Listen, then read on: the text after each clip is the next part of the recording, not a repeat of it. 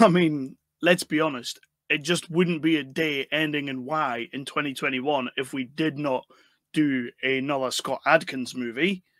He's released about 4 movies every month this year. It's why we love him. It's why we watch them. And this is another one, Castle Falls. Let's talk about the new Scott Adkins movie.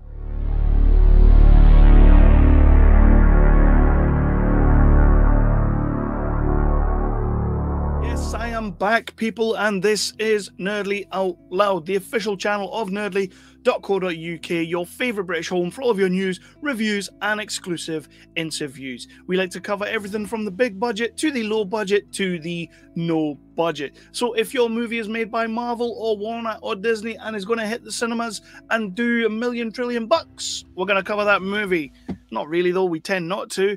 But if your movie was made for 10 grand and a couple of pints, we're also going to cover that movie because that's where our heart lives and lies. Supporting independent film is super important. It's super important in this country, any country. Just support independent movies. That is what we are doing. That is what we love to do. That is the Nerdly way. And today we are talking about Castle Falls, which kind of falls in the sort of the upper echelon of lower budget. It's clearly got a budget. It's not low budget. It ain't high budget. But it is just what it is. And Castle Falls is the movie that I really wanted to see because Scott Adkins is in it. And he's teaming up with Dolph Lundgren for what I believe to be the 4th or 5th time. It's always good to see these two guys working together. It's always good to see Scott Adkins kicking ass. In this movie, he is punchy, kicky as shit. And we're going to get into it. So please do, before we get into it, do all of those wonderful, wonderful things that you do for your favorite YouTubers, and hit that like, hit that subscribe, and ding that notification bell. That notification bell will let you know whenever I drop an episode, and you won't have to go anywhere. You won't have to get on the phone. You won't have to send an email. You won't have to do anything because you'll get a little red 1 at the bottom of your thing, and you'll get a notification from YouTube telling you that Kevin has dropped a new episode on Nerdly Out Loud. Let's not mess about on this one. Let's just get straight into Castle Falls, the new Scott Adkins joint, directed by Dolph Lundgren.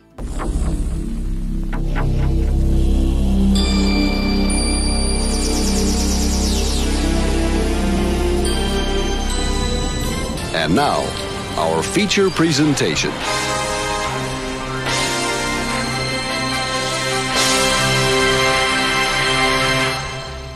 I am going to talk about the plot of Castle Falls, then I will move into the cast and characters, then we will move up a gear into what I did and did not like about this movie, which is a bit of a mixed bag, and then we will move on to my final Nerdly Out Loud rating, my final thoughts, my final, Oprah's final thoughts. No, Oprah didn't do that. Jerry's final thoughts, Jerry Springer. That he was the ball. Remember Jerry Springer?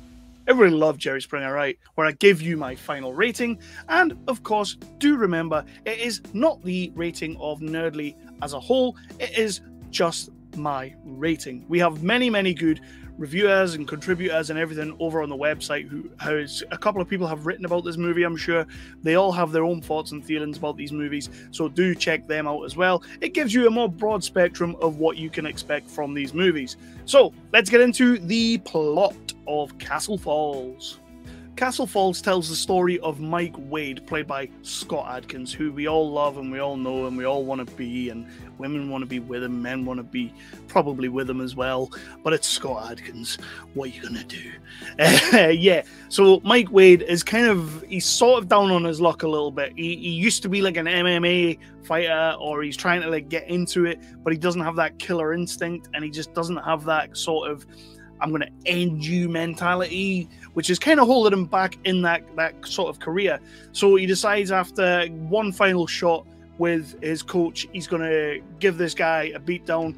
But again, he doesn't pull the trigger and the guy just has to let him go. He moves away to another city and he ends up getting a job as sort of like a janitor slash demolitions guy. Like there's this big, what looks to be like a hospital apartment block, and it's going to be demolished in the next few days. So these guys are all there to sort of like take it down brick by brick and make it safe and make sure that nobody's going to get hurt in the demolition.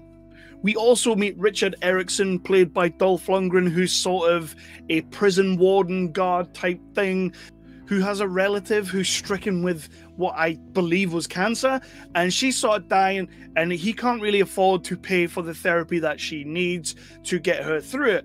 And he gets a tip off that there is a whole bunch of money hidden in a place, a safe place, and guess what? Yes, you guessed it already. That safe place is in the building that is about to be demolished, that Scott Adkins is helping demolish. So now you have Scott Adkins working there, you have Dolph Lundgren on his way to get the money, but of course there is a bunch of villains because it's a movie, so you've got to have villains, you've got to have controversy, you've got to have antagonists. So these guys are also going there because they know the money is there.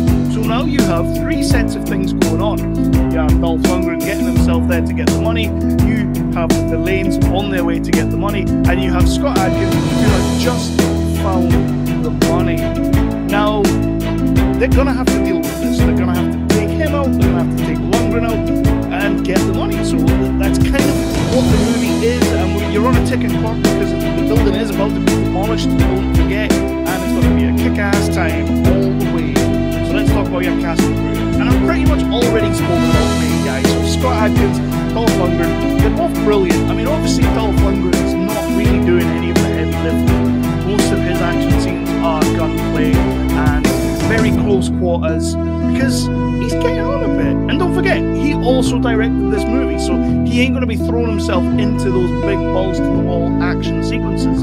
But he is pretty good, and it's great to see him playing that kind of role where he's the older guy, the older stalwart, and kind of trying to instill something into our young hero. And that's pretty much all you need from Dolph Lundgren in this movie.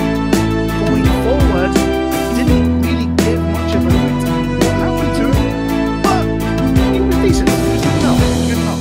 What I will say though about this movie is that the bad guys, of baddies, yes, they're cheesy, yes, they're over the top, yes, they're straight out of a 90s villain movie, like a 90s action movie, bad guy gang. That is absolutely what they are.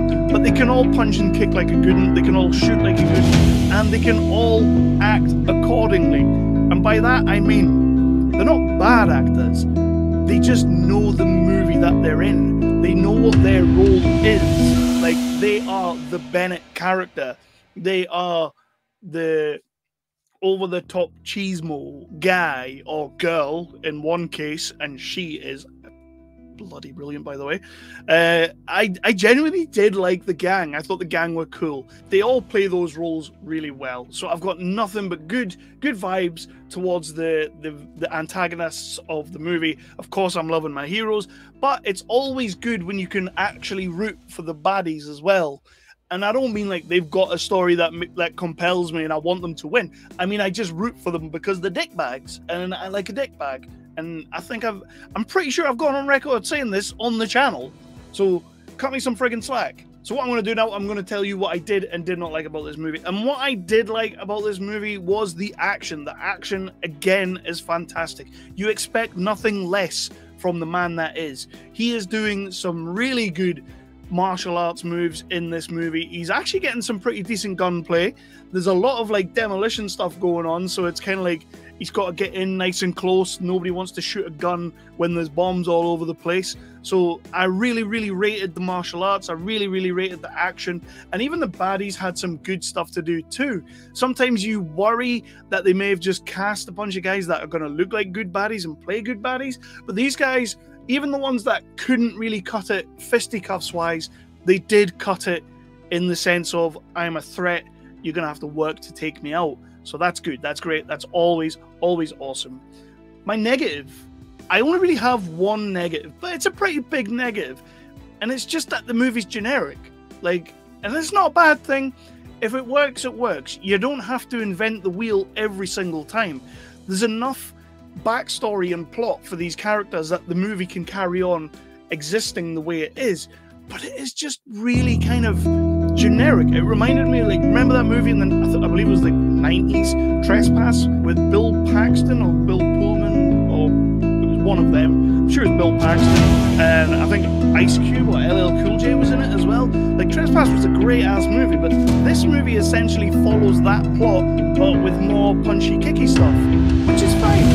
like I say, you're not having to reinvent the wheel every time. But Dolph Lundgren as a director, if you're gonna try and move into that space, and I know he does one like every 5 or 6 years or something, he's not churning them out every 2 minutes, but if you're gonna move into that space, I want something with a little bit more originality. You've worked on so many movies over your career, so many movies, you don't need to emulate or imitate any of them. You can take some of the best little pieces and you can make a nice original thing.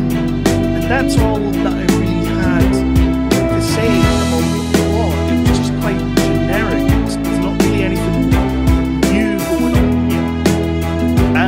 Another negative is that explosion at the end when Adkins gets blown out the window.